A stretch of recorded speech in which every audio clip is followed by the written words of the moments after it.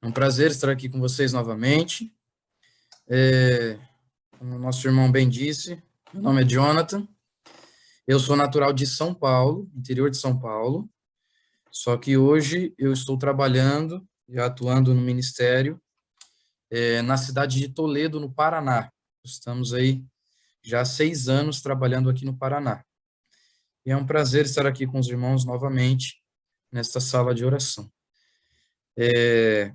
Na última vez em que eu estive aqui, eu falei um pouquinho sobre ser o sal da terra, como nós, como cristãos, podemos ser ali a diferença na vida das pessoas, através do que Cristo nos proporciona.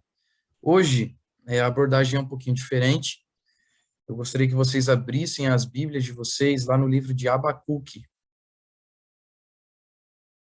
Abacuque, no capítulo 1, e nós vamos iniciar a leitura através do verso 2 até o verso 4.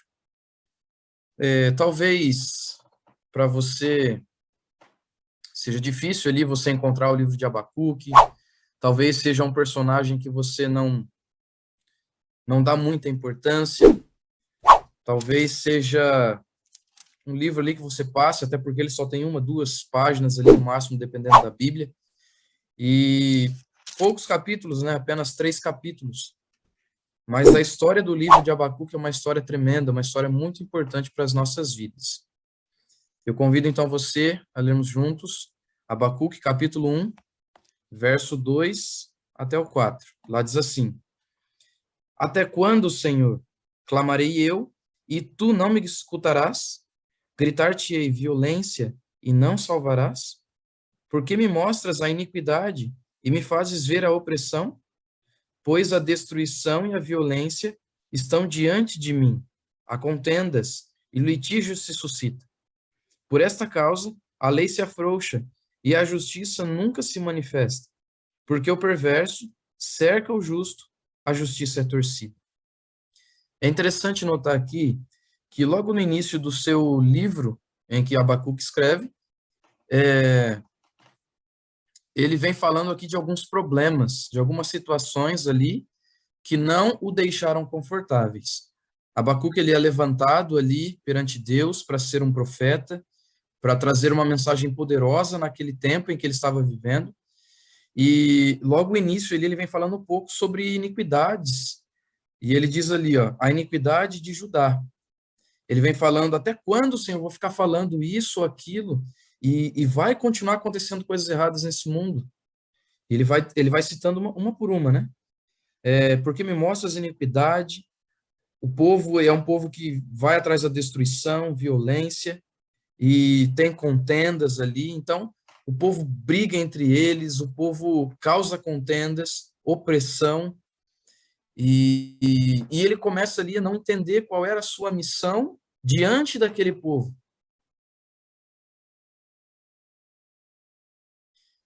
Eu me lembro de como foram as minhas férias, eu não sei como foi as suas férias no ano passado, mas as minhas férias foram muito conturbadas. Como eu disse, eu estou no Paraná e eu me programei para ir visitar minha família lá em São Paulo. E nós marcamos ali nossa viagem e no meio do caminho nós iríamos parar um pouquinho ali para visitar um amigo que estava se formando na faculdade. Um amigo, inclusive, aí do Ceará, de Banabuiú. Ele estaria se formando na faculdade adventista aqui do Paraná.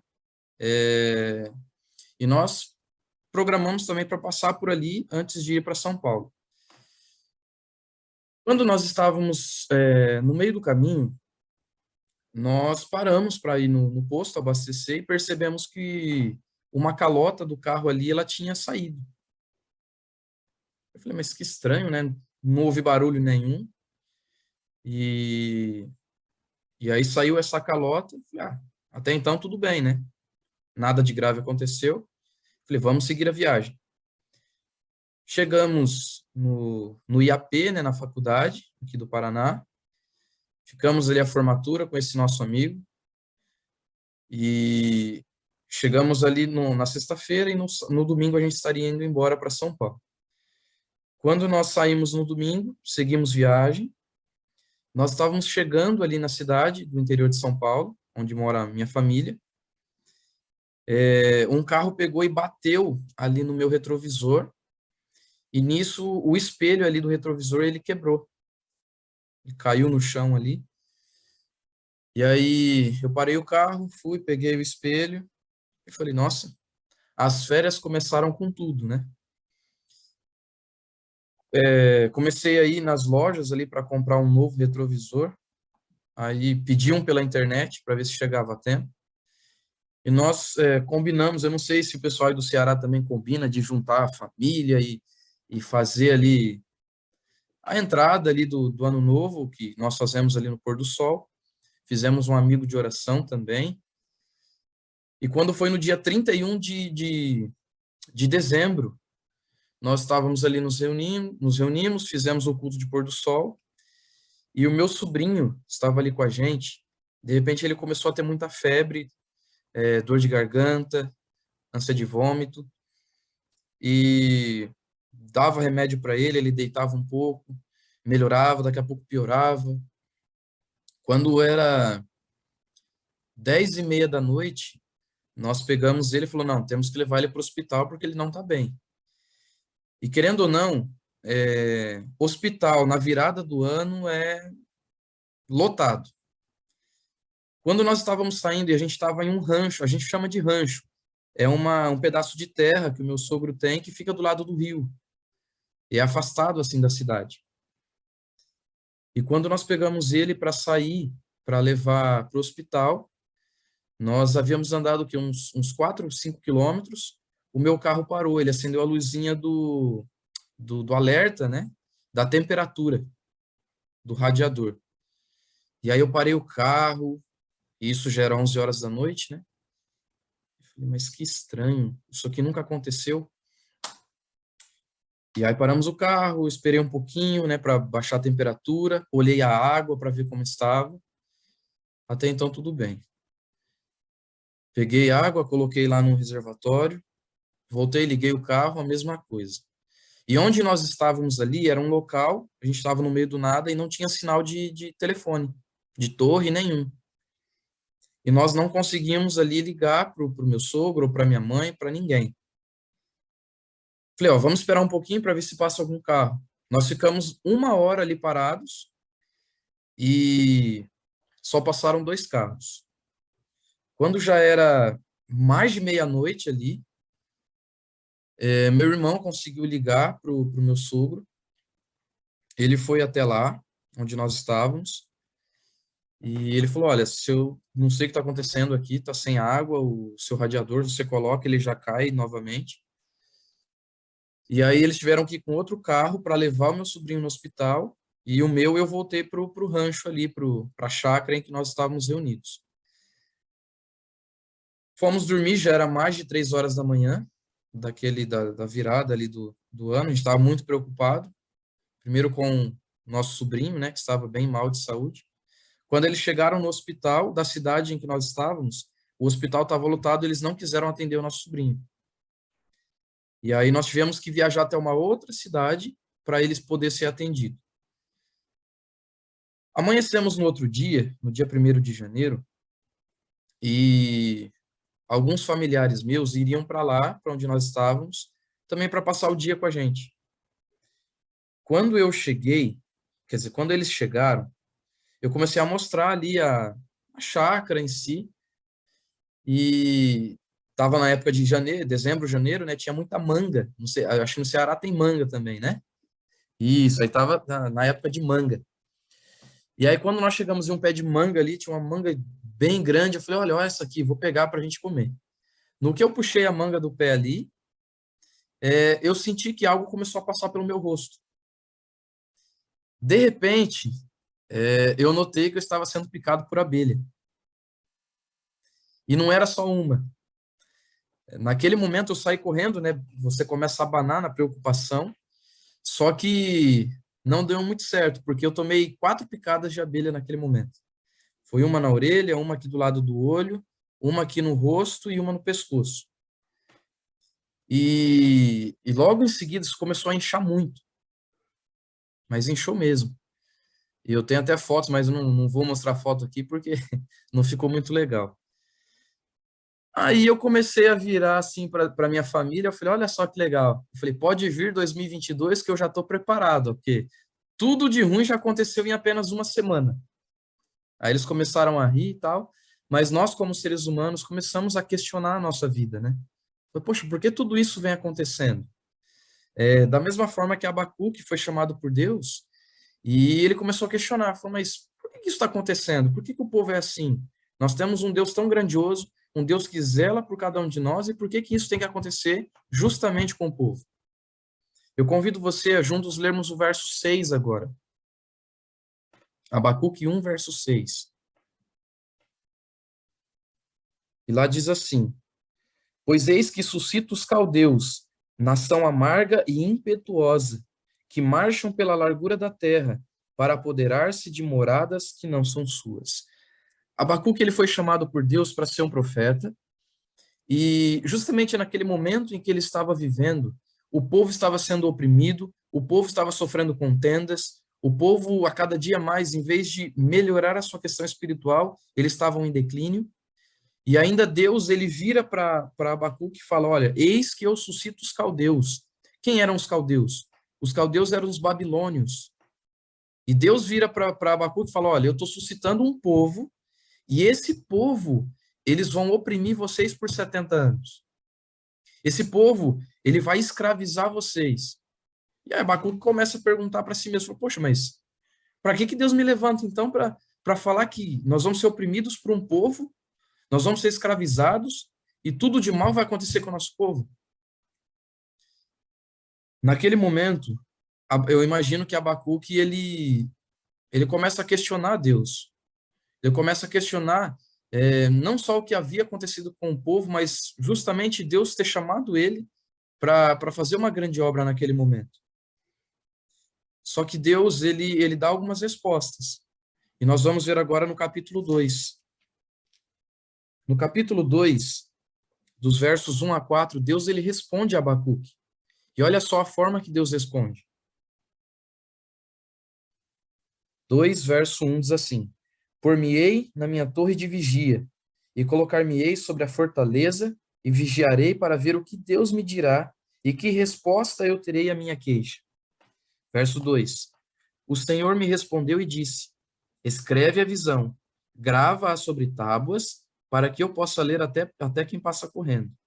Porque a visão ainda está para cumprir-se no tempo determinado, mas se apressa para o fim, e não falhará. Se tardar, espera-o, porque certamente virá e não tardará. Eis o soberbo, sua alma não é reta nele, mas o justo viverá pela sua fé. Eu me lembrei daquele momento em que tudo estava acontecendo de errado na minha vida. Eu falei, poxa, a gente passa o ano inteiro trabalhando, dificuldades, problemas, e quando a gente tira ali umas férias para poder estar com a família, tranquilos, muitas coisas começaram a acontecer. Lembrando que a gente estava ainda em pandemia, né, no ano passado, Covid, e naquele momento a gente começa, querendo ou não, a questionar, fala, poxa vida, mas por que isso tudo está acontecendo? Eu imagino que com Abacuque não foi diferente. Só que naquele momento, no capítulo 2, ele começa a entender que precisava deixar tudo nas mãos de Deus. Se isso estava acontecendo com o povo naquele momento, era porque lá na frente Deus iria usar esse povo para fazer a diferença na vida das pessoas. E então, eu conversando com a minha esposa, nós iríamos voltar de férias no dia 17 de janeiro para o Paraná. Iríamos voltar a trabalhar. Só que quando é dia 5 de janeiro, nós estávamos em um parque aquático que tem ali próximo à nossa região de São Paulo, e o meu chefe me liga, né? Que na época era o pastor de jovens aqui da associação. Ele falou, olha, você tem que voltar aqui já, porque nós precisamos, você vai ter que mudar de cidade, e você vai ter que ir lá alugar uma casa e começar a alugar uma outra casa para os missionários do ano em missão. Eu olhei para minha esposa e falei, poxa, mas a gente teria mais 2 semanas quase aqui, a gente vai ter que voltar. Falei, meio contrariado, né? Mas falei, tudo bem, amanhã a gente arruma as coisas e volta para o Paraná. Só que quando nós estávamos voltando, a gente acha que a situação não pode melhorar, piorar, né? Quando a gente havia andado uns 50 quilômetros, o pneu ele estourou do nada, o pneu do carro. E aí já vai o ser humano de novo para o carro e fala: Poxa vida, Senhor, o que mais pode acontecer nessa viagem, né? Que férias foram essas? Eu só quero que tudo isso acabe. Chamamos o guincho, a gente estava no meio do nada ali na pista. O guincho veio, levou a gente até a borracharia, arrumamos o carro e ficamos sem step, né? Nós andamos cerca de 500 quilômetros sem um step. Graças a Deus deu tudo certo. E quando a gente estava voltando, já havíamos entrado no Paraná, eu falei, eu vou passar de volta ali na faculdade. Eu havia esquecido o ferro de passar na casa desse meu amigo, que é de Banabuiú, e eu havia passado ali de volta para pegar o ferro. E no que eu estava entrando ali no bairro onde ele mora, eu reencontrei a minha calota que eu havia perdido na ida da viagem. E naquele momento que eu olhei para a calota, eu falei, não, não é possível que eu perdi ela aqui e ela está aqui parada. Ela havia ficado mais de 2 semanas ali. Peguei a calota, estava cheia de terra, né? E no que eu olhei para a calota, isso veio um pensamento. Falei, olha, tudo de errado aconteceu nessas férias, tudo que poderia acontecer de tragédia aconteceu, e quando eu olho ali, a calota estava ali, e naquele momento eu falei, poxa, Deus está no comando das nossas vidas. E eu voltei a lembrar da história de Abacuque. E eu convido você a juntos nós encerrarmos ali o livro de Abacuque no capítulo 3. E nós vamos ver o verso 2 e depois o verso 17 a 19. Abacuque, capítulo 3, verso 2 e depois o verso 17 a 19. O verso 2 diz assim: Tenho ouvido, ó Senhor, as tuas declarações e me sinto alarmado. Aviva a tua obra, ó Senhor, no decorrer dos anos, e no decurso dos anos, faze-a conhecida. Na tua ira, lembra-te da misericórdia. Nesse momento em que eu olhei para a calota, eu entendi que Deus ele estava cuidando de todos os detalhes de nossas vidas. Eu e a minha esposa, nós estávamos programando ali nas férias, que naquela semana em que o pastor havia me ligado, a gente estava indo em viagem para Minas Gerais, lá na região de Capitólio.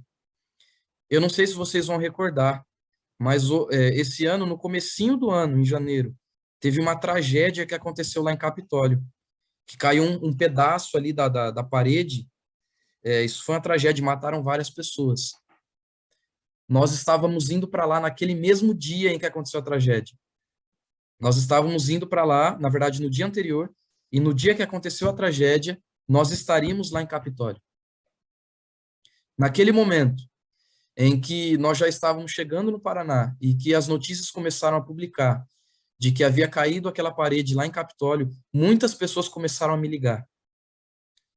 Pastor, você está bem? Você está em Minas?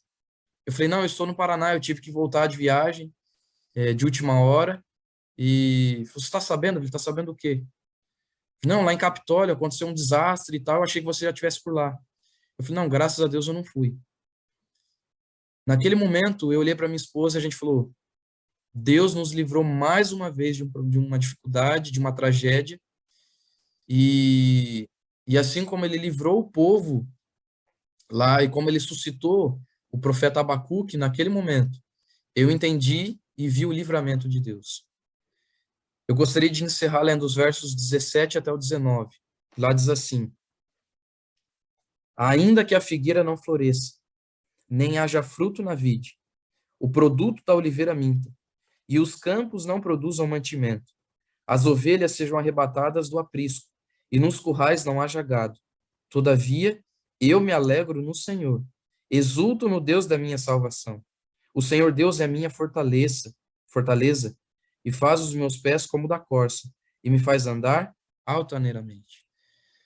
Abacuque, ele termina o seu livro trazendo tudo isso aqui. E essa lista que ele coloca aqui no finalzinho do livro é tudo que de pior que poderia acontecer no momento em que ele vivia naquela época. Ainda que a figueira não floresça, nem haja fruto, o produto da oliveira minta, os campos não produzam nada, as ovelhas sejam arrebatadas do aprisco. É interessante que no verso 18 ele diz: todavia, eu me alegro no Senhor, exulto no Deus da minha salvação. Eu poderia até hoje ficar reclamando de como foram minhas férias, de tudo que aconteceu ali, das tragédias, das dificuldades, mas eu procurei olhar com outros olhos. Eu entendi que Deus colocou inúmeras situações na minha vida, porque Ele queria me mostrar algumas coisas.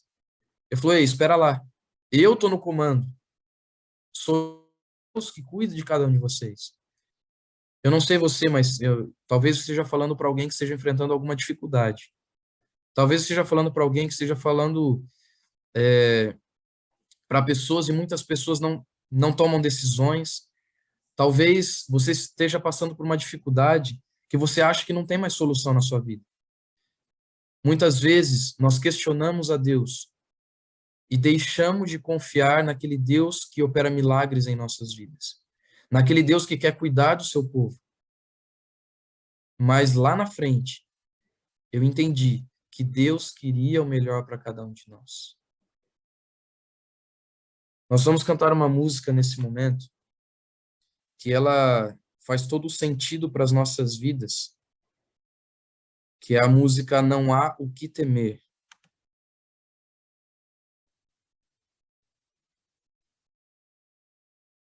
E medite na letra desse hino, que nós possamos a cada dia mais buscar a Deus e que possamos entender que quando nós estamos com Deus não há o que temer.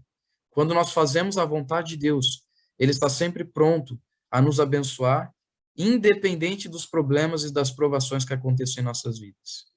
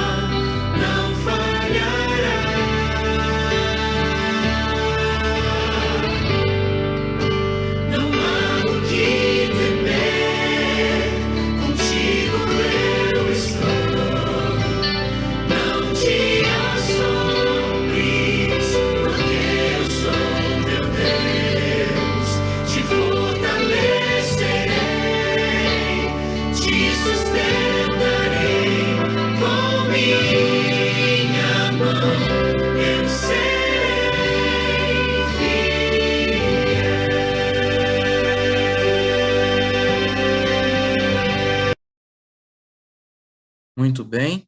Então, independente do que aconteça em nossas vidas, que nós possamos entregá-la nas mãos de Deus e ter a certeza de que Deus está cuidando dos detalhes de nossas vidas. Eu convido você a fechar os seus olhos e juntos vamos orar ao nosso Deus. Maravilhoso Deus, louvado seja o teu nome, Senhor, porque o Senhor nos ama, o Senhor nos criou, o Senhor nos mantém e o Senhor nos salvou. Que o Senhor possa estar sempre conosco, com teu povo, independente das provações, das dificuldades, dos problemas que nós temos enfrentado, que nós possamos entregar a nossa vida em tuas mãos e ter a certeza de que o Senhor vai cuidar de todas as coisas. Que o Senhor nos fortaleça e que possamos te buscar de todo o nosso coração, Pai. Abençoe a cada um de nós e que juntos possamos nos preparar para a Canaã celestial. Transforme a nossa vida e nos dê um ótimo dia na tua presença. Tudo isso é o que nós pedimos e agradecemos, em nome e por amor de Cristo Jesus, aquele que vive e reina para todo sempre. Amém. Sim. Amém. Que Deus possa abençoar a cada um de vocês.